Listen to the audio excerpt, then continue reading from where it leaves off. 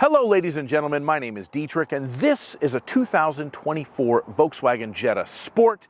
This is a Mark 7 Volkswagen Jetta, and little known fact, the very first new car that I tried to review or reviewed on my new YouTube channel at the time was a 2019 Jetta. That was the first year of the Mark 7. So I'm going to bring it full circle and review another one, see how my skills have improved. That first one was very amateurish, and now I'm only slightly amateurish, so that's good. We are going to have a look at the details on this vehicle. We'll check out the engine and transmission. We'll look at the styling of the Volkswagen Jetta. We'll measure out the trunk space, check out the passenger room, and look at the interior convenience and safety features on this sport model. And as always, if some of that sounds good and some of it doesn't, check the description below for timestamps. So we will start by having a look under the hood. All non-GLI Jettas are powered by the same 1.5-liter turbocharged four-cylinder engine. We have 158 horsepower and 184 torque. For 2024 on the Sport model, you actually had your choice between a 6-speed manual and an 8-speed automatic transmission. This particular vehicle is equipped with that automatic transmission.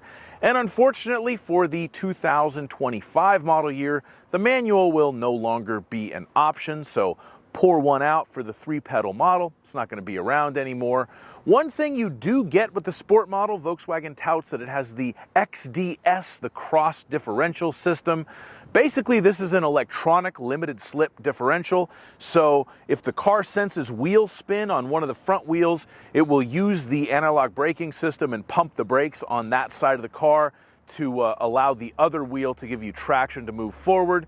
In theory, this will give you better performance in snow or ice or taking off from a stop, but in practice an actual mechanical limited slip differential would be better, but it would also be more expensive. Fake LSD notwithstanding, the engine and the automatic transmission in this car do a fantastic job. There's very little turbo lag. With 158 horsepower, it's certainly not the fastest car on the earth, but the 184 torque make that 158 horsepower feel as strong as it possibly can. The transmission shifts smoothly, it's almost always in the right gear, and overall you do get an excellent powertrain in a new Volkswagen Jetta.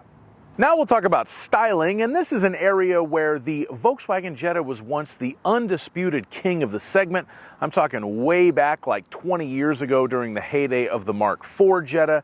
Onto this Mark 7, and the styling is not as distinctive as it once was, although I will say that the newest Volkswagen Jetta does give a much more sort of big car imposing look. It's longer than most of its main competitors, and it certainly looks that way. It looks more mature and grown up than, say, your Civics, your Nissan Sentras, your Toyota Corollas, that sort of car. So I do appreciate it for that. This one being a sport model, it does have the 17-inch alloy wheels. Full LED lighting front and rear has been standard since the Mark 7 Jetta debuted. And you do get some very nice little styling touches as far as the lines on the side of the car and the rear of the car. And the grille does look nice and bold without being overly aggressive.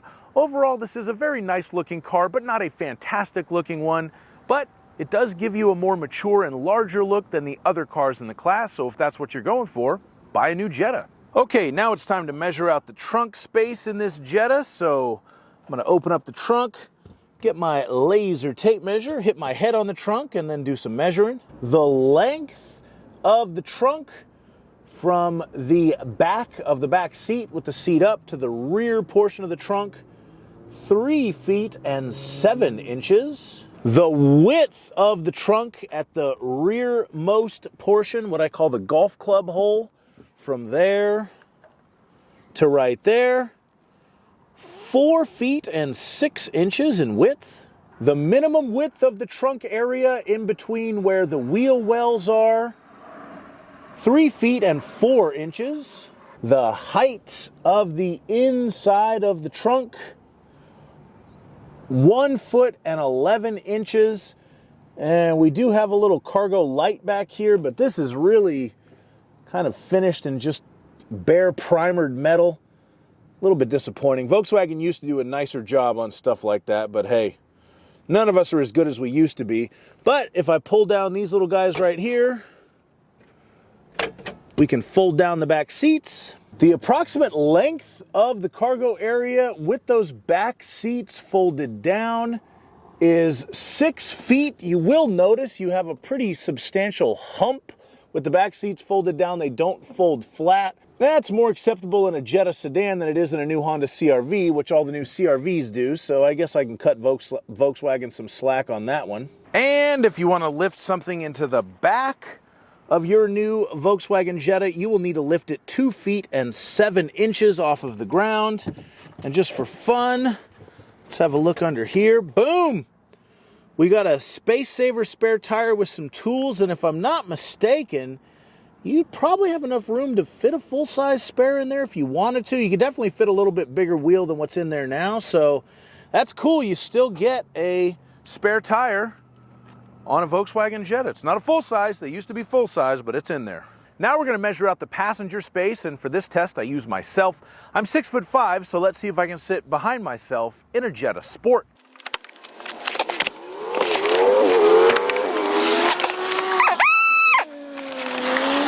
Okay, so the answer to this question is almost. If I get in the front,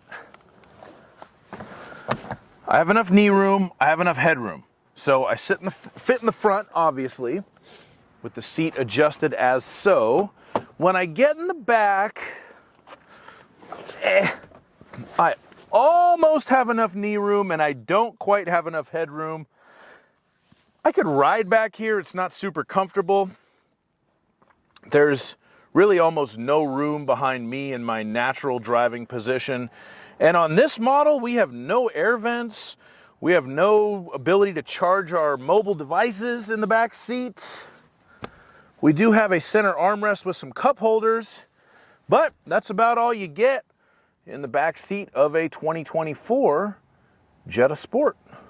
Now it's time to move on to the interior features, and I have the window sticker for this car right here. The original MSRP on this 2024 Jetta 1.5 Turbo Sport was $25,830, and you get some nice equipment at that price point and some questionable stuff at that price point. On the nice side, it does show that rain-sensing windshield wipers are standard. That is a very nice feature. However, you do just get a regular old key. There's no push-button start in this vehicle. You gotta use the switchblade key, put the key in and turn it. That was really cool like 25 years ago, 22 years ago, but it's not so cool in 2024.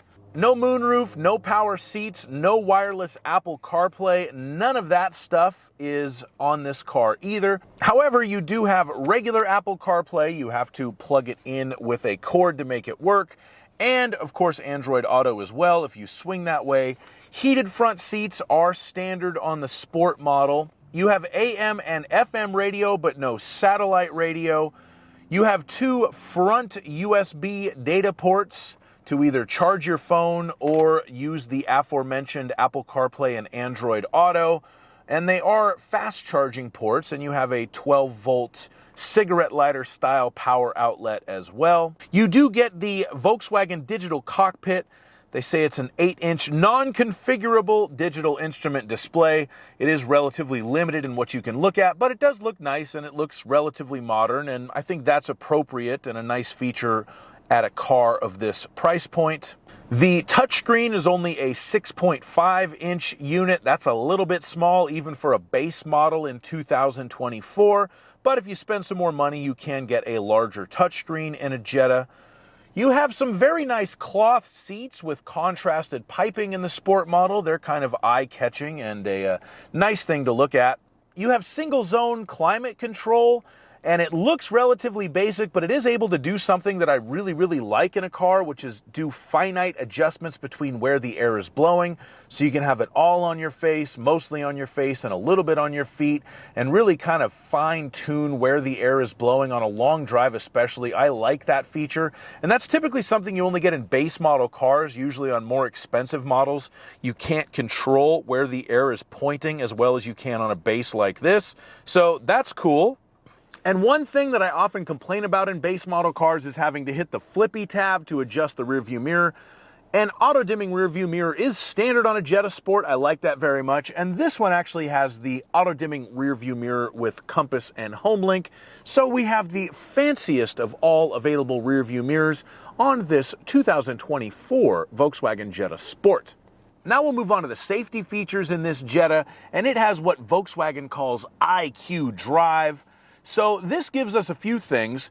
One of them Volkswagen calls Travel Assist, which they advertise as a semi-automated driving assistance system. It's not really semi-automated at all. It's just the adaptive cruise control and the lane keeping assist working together to try to keep you centered in your lane and maintain a safe distance from the car in front of you without you having to use the gas or the brake.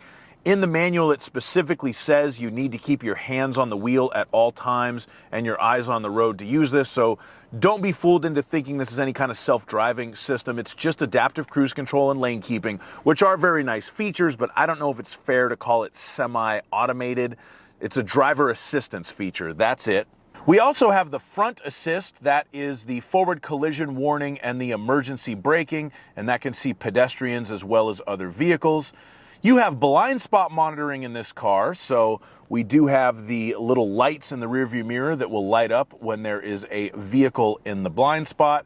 You have rear cross traffic alert, which is key to the blind spot monitoring. If you put it in reverse when there's a car coming crossways, it will beep at you to tell you to stop backing up so that you don't hit the car that's coming at you in the Costco parking lot.